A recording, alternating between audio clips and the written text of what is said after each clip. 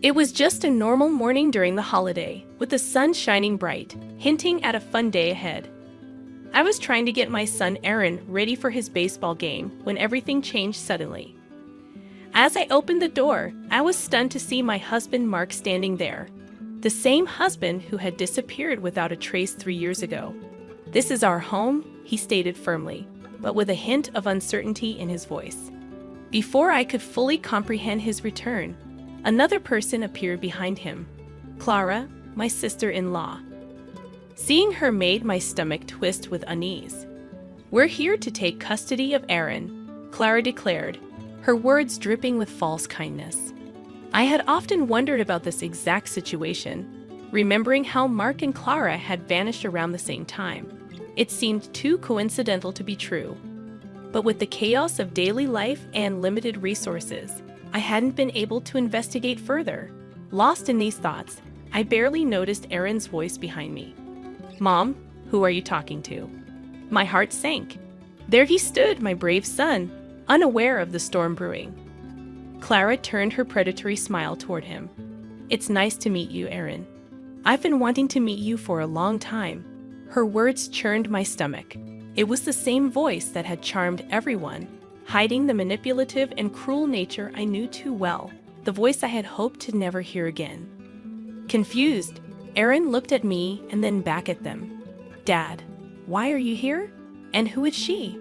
He edged closer to me, sensing the tension instinctively. Mark and Clara stood there, looking stunned and caught off guard, clearly not prepared for this confrontation. Before they could gather themselves, Aaron spoke up, his voice filled with anger. "We're leaving, so move." It was then that Mark and Clara noticed something behind me, and their faces turned pale. I couldn't help but let out a bitter laugh. Standing there was my daughter Elise, cradled in Aaron's arms. Mark's eyes widened in shock, darting between Elise and me. "Mark, Clara," I began, my voice steady despite the turmoil inside. "3 years ago, you disappeared without a word. I was left to pick up the pieces, raise Aaron, and face an unexpected pregnancy." I paused, letting the weight of my words sink in. Clara's eyes narrowed, but I pressed on. "I'm not the same person you abandoned. I fought hard to build a life for my children and me, and I won't let you come back to ruin that." Their faces showed shock, disbelief, and perhaps a hint of guilt. But it was too late for guilt. The wounds they caused were too deep. "Please leave," I said firmly. "You have no right to be here." Mark started to speak, likely with some excuse or plea, but I didn't want to hear it. I closed the door on them, on the past they represented. Turning back to my children, I saw Aaron looking at me with newfound respect, and Elise oblivious to the turmoil. I took a deep breath, steadying my racing heart. This was just the beginning. The battle lines were drawn, and I was prepared to fight for my family's future. The days that followed Mark and Clara's unwelcome visit were filled with a whirlwind of emotions and memories, threatening to overwhelm me like a tidal wave. I found myself going back to the difficult times after Mark disappeared, the nights when I couldn't sleep for worry, and the hours spent wondering what I could have done differently. Aaron struggled the most. Once a happy and outgoing kid, he became quiet and distant, his sparkle fading. I remembered how he'd push away his dinner, beg to skip school events, and give me cold looks instead of his usual warm smiles. It hurt to see him like that, but I didn't know how to help him. While I dwelled on those memories, Elise's innocent laughter filled the house, a sharp contrast to the turmoil inside me. She was my unexpected joy, a beacon of light during Mark's betrayal. Her birth gave me strength and vulnerability all at once. One night, as I tucked Aaron into bed, he looked at me seriously. "Mom, why did Dad leave us? Did we do something wrong?" His question felt like a punch to the gut. "No, honey, you did nothing wrong. Sometimes grown-ups make choices that don't make sense, and it's not because of you." But why did he come back with Aunt Clara? His confusion broke my heart. I sighed, trying to find the right words. "I don't know why they came back, but I do know that we're a family. You, me, and Elise. We'll face this together." He nodded slowly, his young face full of worries no child should have. "I trust you, Mom. I just wish things were like before." I kissed his forehead, whispering, "I know, my love, I wish that too." The next day, a call from my lawyer, Mr. Thompson, snapped me out of my thoughts. "Lauren, we need to talk about your legal options. Mark and Clara's accusation is unfounded, but we need to prepare a case." I listened intently, my thoughts racing. This was my chance to fight back, to ensure that Mark and Clara couldn't harm us anymore. "Let's go for it," I declared firmly. "I need to safeguard my children, and I won't allow them to be manipulated by whatever game Mark and Clara are playing." Mr. Thompson's voice was reassuring. "You're making the right choice. I'll start getting the paperwork ready. We'll show them that they can't just push you around." As I ended the call, a sense of determination settled over me. Mark and Clara had underestimated me, thinking I'd crumble under their pressure, but they were mistaken. I was stronger now, forged by the challenges I'd faced. I glanced at Elise playing nearby and knew I'd do whatever it took to protect them. This wasn't just about revenge anymore. It was about justice for my children and myself. Mark and Clara had ignited a fierce protective instinct in me, and I was prepared to fight back with all my might. As weeks passed, my resolve solidified like steel. I braced myself for the legal battle ahead, but nothing could have prepared me for the emotional warfare to come. Mark and Clara, like vultures circling, began their campaign to wear me down. One afternoon, picking up Aaron from school, I found them waiting, casting a shadow over the sunny day. Clara's voice dripped with false sweetness as she greeted Aaron. "Hi, sweetie. We've missed you so much." Aaron clung to my hand, his body tense. "Why are you here?" he whispered. Mark stepped forward, feigning concern. "We just wanted to see you, son. We're family too, you know." Anger surged within me. "You forfeited the right to call yourselves family when you abandoned him," I snapped, pulling Aaron closer. Clara's facade cracked, her eyes narrowing. "Lauren, you can't keep him from us. We have rights." "Rights?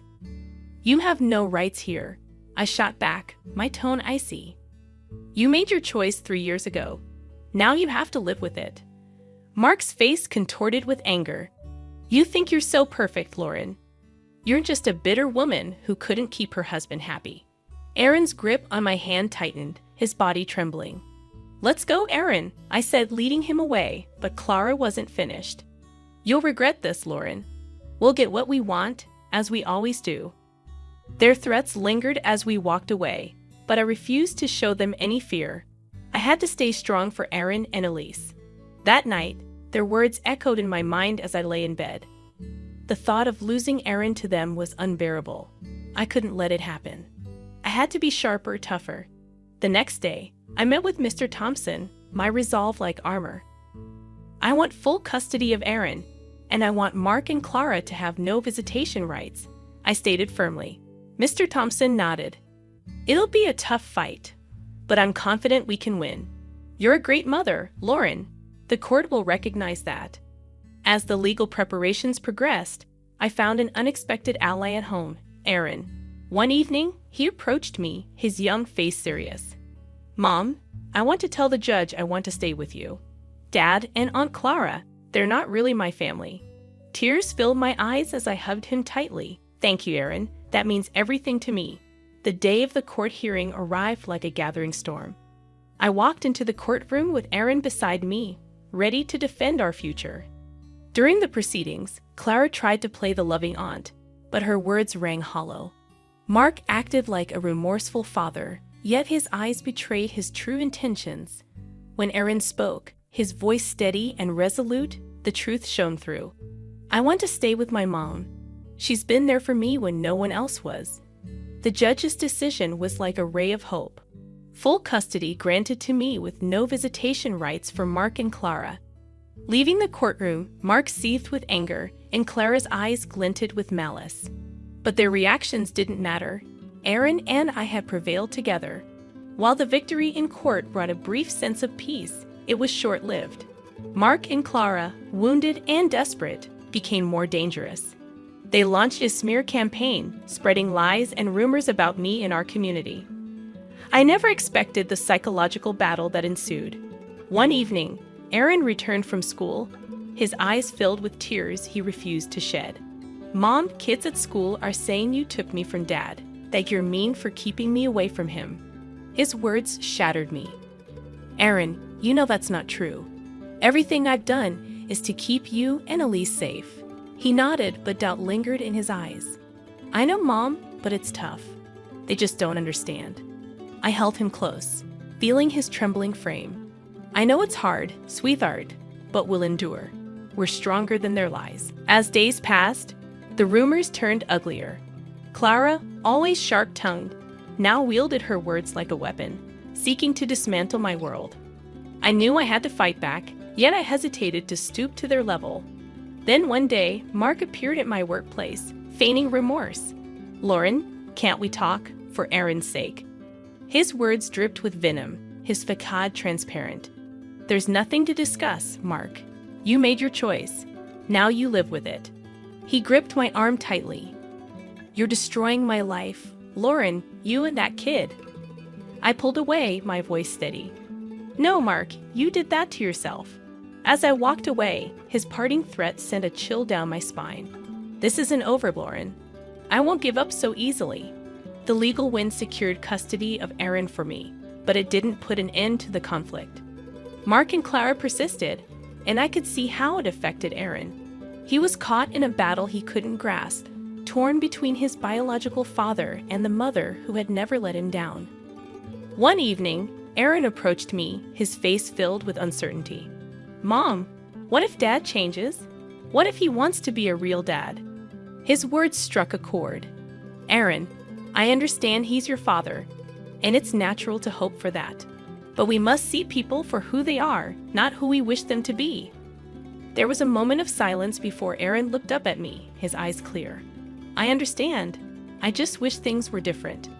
I embraced him, murmuring, I wish the same, Aaron. I truly do. Amidst the ongoing battle, my focus remained on Aaron and Elise. They were my pillars, the reason I fought relentlessly. And I'd do anything to shield them, to give them a life free from the shadows cast by Mark and Clara's deceit. Their relentless campaign turned darker, veering into harassment. They seemed omnipresent, at my workplace, near Aaron's school, always lingering, always observing.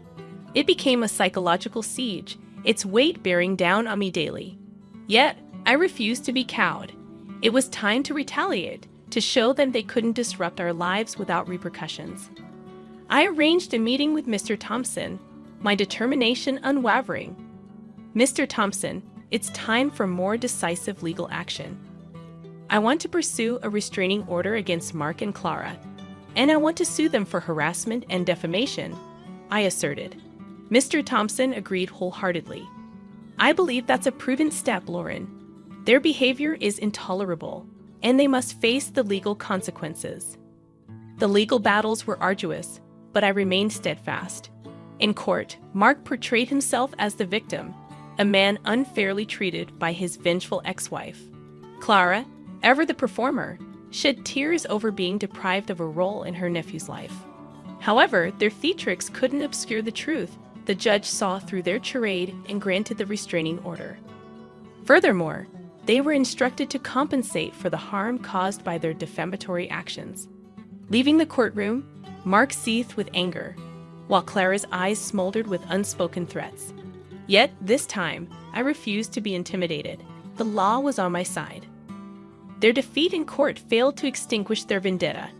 If anything, it seemed to stoke their malice further. One day, I received a chilling call from Mark. You think you've won, Lauren? You think you can ruin my life and walk away? I'll ensure you regret this, he spat over the phone. I gritted my teeth, suppressing the fear his words ignited. You brought this upon yourself, Mark. I'm merely safeguarding my family. You haven't seen the end of me, Lauren. This isn't finished, he snarled before disconnecting. His threat lingered in the air like poison, but I refused to let it weaken me. Aaron and Elise were my top priority. They were my world, and I'd do whatever it took to shield them from Mark and Clara's cruelty. However, as days turned into weeks, the constant strain started to wear me down. The perpetual watchfulness, the dread of what Mark might do next, the weight of single motherhood, it consumed me entirely. One evening, As I tucked Elise into bed, Aaron approached me, his expression serious. "Mom, are we going to be okay?" Dad sounded really angry on the phone. I enveloped him in a hug, my heart breaking for the burden he carried. "We'll be okay, Aaron. I won't let anything happen to us, I promise." Yet, even as I uttered those words, I knew the battle was far from over. Mark and Clara loomed like a looming storm, and I had to be prepared for whatever they threw our way. The weeks post-court ruling were fraught with tension and vigilance. Mark and Clara, constrained by the restraining order, retreated into the shadows, their silence more unsettling than their threats. I sensed this lull was just the calm before another storm. Then it struck. Clara, in a desperate move, staged a public spectacle. While I was grocery shopping, she emerged out of nowhere, hurling accusations. "You're a monster, Lauren. You've torn our family apart." Clara's cries drew the attention of bystanders. I stood firm, my voice unwavering. "Clara, you need to leave. You're violating the restraining order." Enraged, she spat back. "I don't care. The world needs to see your true colors." But her theatrics backfired. The store manager, recognizing the disruption, called the police. As they escorted a hysterical Clara away, her facade of the wronged aunt crumbled. This public meltdown proved to be the tipping point. The police charged Clara with violating the restraining order and causing a public disturbance. Mark, too, faced repercussions. His involvement in the harassment and defamation, now laid bare, led to his arrest. As I witnessed their apprehension, a twinge of pity stirred within me. They had plummeted into their own abyss, a pit of lies and animosity they had dug themselves. Yet this feeling was swiftly eclipsed by a sense of justice. They were finally being held accountable for their actions. In the aftermath, the community's perception shifted. The truth about Mark and Clara's deceit and manipulation came to light. Those who had once whispered behind my back now extended their apologies and support. Aaron, witnessing his father and aunt's downfall, grappled with conflicting emotions. "Mom, is it wrong to feel relieved about Dad and Aunt Clara getting arrested?" I squeezed his hand, empathizing with his inner turmoil. "It's okay to feel relieved, Aaron. They caused us a lot of pain. It's natural to seek justice." The battle that had consumed us for months appeared to be at an end. Mark and Clara, once formidable adversaries, were now diminished. Their ability to harm us had been stripped away. As I tucked Aaron and Elise into bed that night, a sense of tranquility settled over me. We had weathered the storm and emerged triumphant. Our future lay before us, bright and full of promise. Though life had thrust us into turbulent waters, we had learned to navigate the tempest. Now it was time to relish the calm, to embrace the fresh beginning that awaited us. My name is Emily. I live with my husband in a spacious house. We have a son named Richard who reached adulthood a few years ago and moved out. Initially, I felt lonely without him, but I've since adjusted. Still, it always brightens my day when he calls to say he's coming home. One day, Richard called to tell us he was visiting and had someone special to introduce. From the moment we heard this, my husband and I were filled with excitement. Before noon, Richard arrived with a lovely woman by his side. Although I had an inkling from his words, I never truly expected him to bring someone home. My son, beaming with pride, introduced her. "Her name is Karen. Isn't she wonderful? She's my wife." I was momentarily stunned, struggling to grasp his words. After a brief pause, I asked, "Richard, did you say Karen is your wife? Not your girlfriend?" Richard nodded with a grin. "Yes, Mom. Maybe you're going a bit deaf." I couldn't bring myself to laugh at my son's teasing. "I haven't heard about you getting married. Did you know about this?" I asked my husband. He shook his head, equally puzzled. "No, I didn't hear anything either." We both turned to Richard, seeking an explanation. With a proud smile, he said, "That's why I came to announce our marriage registration today. By the way, we had a grand wedding in Bali with our friends." We were speechless. Richard, oblivious to our stunned reaction, continued to rave about the wonderful wedding in Bali. My head began to ache, and I carefully asked, "You've already registered and had the wedding. Why weren't we invited?" Karen, who had been silent until now, spoke up. "Do we need to invite strangers?" I was taken aback by her words. She continued calmly, "Isn't it a waste of money?" I couldn't hold back my emotions. No, we are Richard's parents," I said, my voice trembling. Karen seemed unconvinced and said with a dissatisfied look, "But you're strangers to me." I was taken aback and fell silent. My son must have finally noticed the tension in the room and hurriedly explained, "Karen has no parents or siblings. It would have been sad if she was the only one without family at the wedding. That's why I didn't invite you guys." Hearing about Karen's situation left me at a loss for words. I thought if that's the case, maybe it could be understood. Of course, I wasn't entirely satisfied, but I told myself it was too late since the wedding was already over. After the newlyweds left, I confided in my husband. "I wonder if those two will be okay." He shared my concern but said, "It's their decision. They're already married. All we can do is watch over them." Although I agreed with him, I couldn't just leave it at that. So I decided to try to bridge the gap with Karen. I got my son's phone number and decided to reach out. When Karen realized it was me on the phone, her tone immediately turned sour. "What do you want?" I realized my call might have made Karen uncomfortable, so I quickly explained my reason. I got some delicious treats and I thought I'd bring them over to you next time." Karen replied, "Oh, I don't need that. In fact, I don't even plan to give you my address." I couldn't help but ask why. Karen calmly answered, "I don't want to give personal information to strangers. Please delete my phone number." Before I could say anything else, she hung up. After that, I couldn't get in touch with Karen. I realized my gesture must have felt like an intrusion to her. Feeling down, I shared my worries with my husband. He comforted me, saying, "There's still time.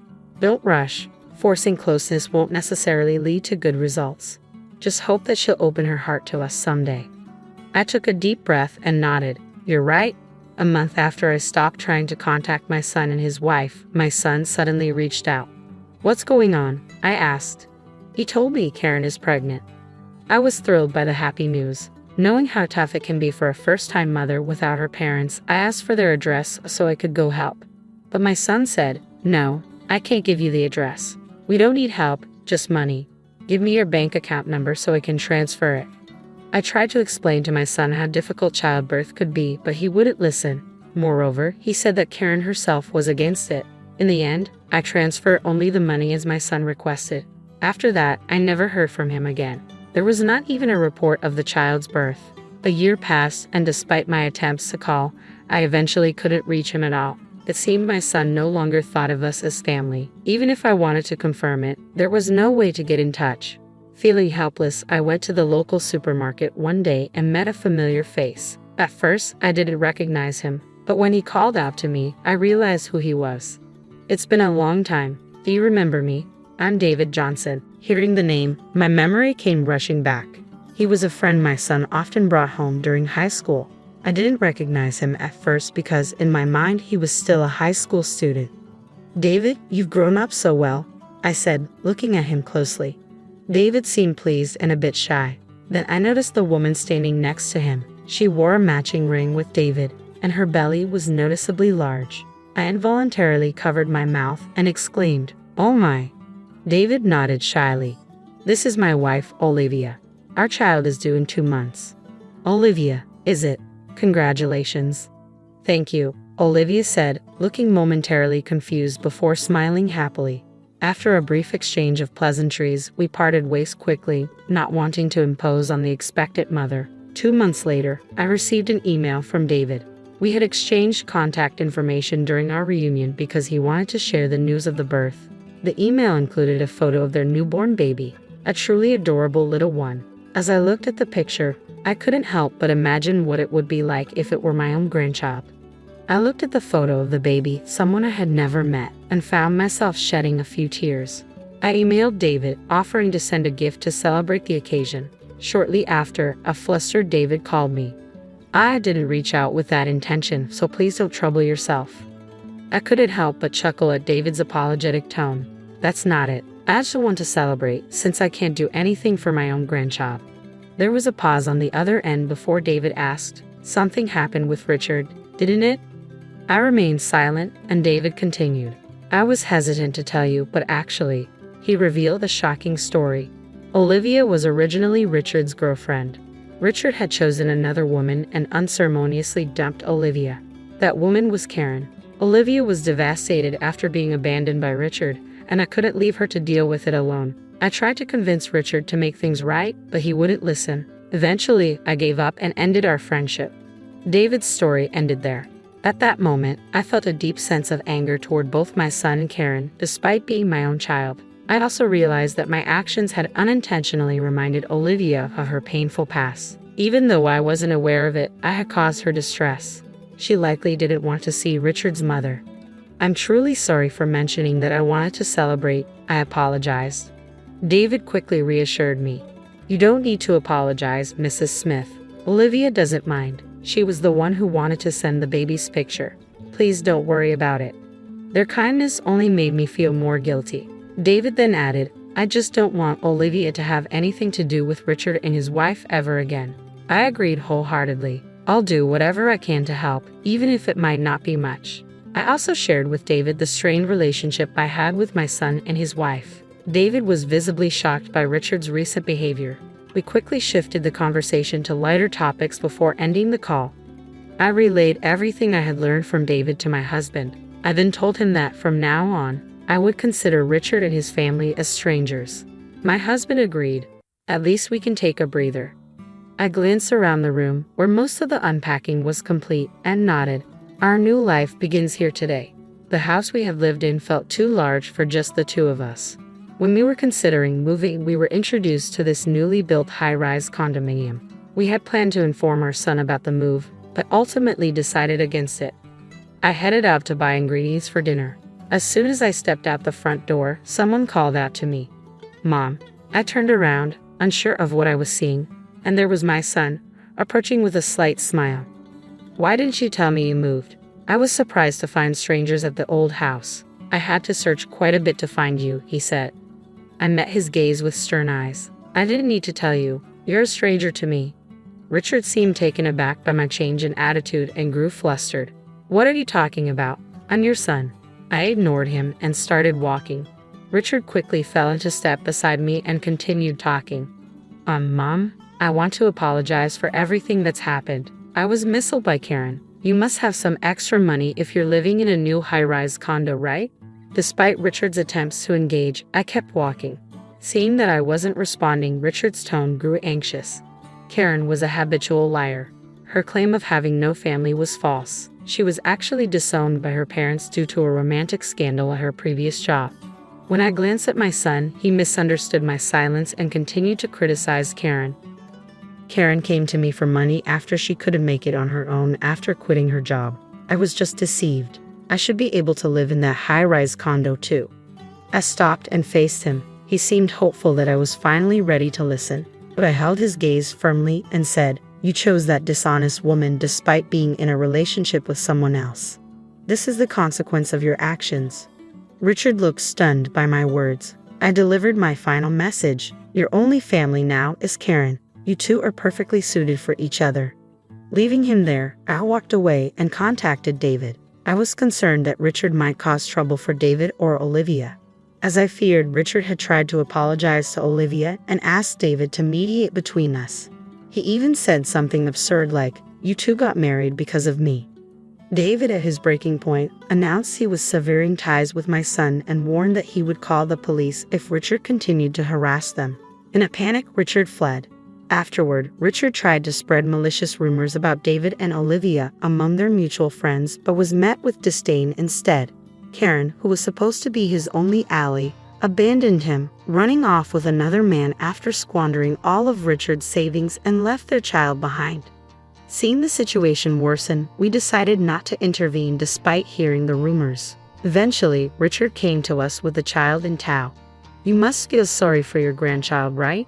Let us stay here, he pleaded. My husband, who had been silent until now, exploded in anger. Don't be ridiculous. Stop acting like a spoiled child at your age. You're no longer our son but a stranger. Get out. Frightened by our harsh reaction, my son fled, leaving the grandchild behind. My husband quickly locked the front door while I gently picked up the child. The little one, oblivious to the situation, reached out to my husband with a smile. Seeing that innocent smile, my husband and I shared the same thought.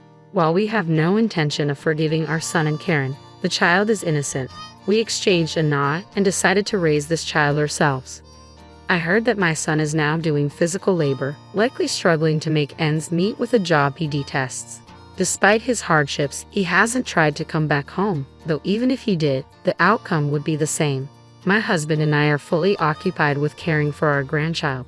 Although raising a child at our age is challenging, the child's smile gives us the strength to keep going. For tasks that are too difficult, we rely on the help of David and his wife, for which we are deeply grateful. It seems that a leisurely retirement is still a distant dream, but for now, I want to savor the time with my husband and grandchild.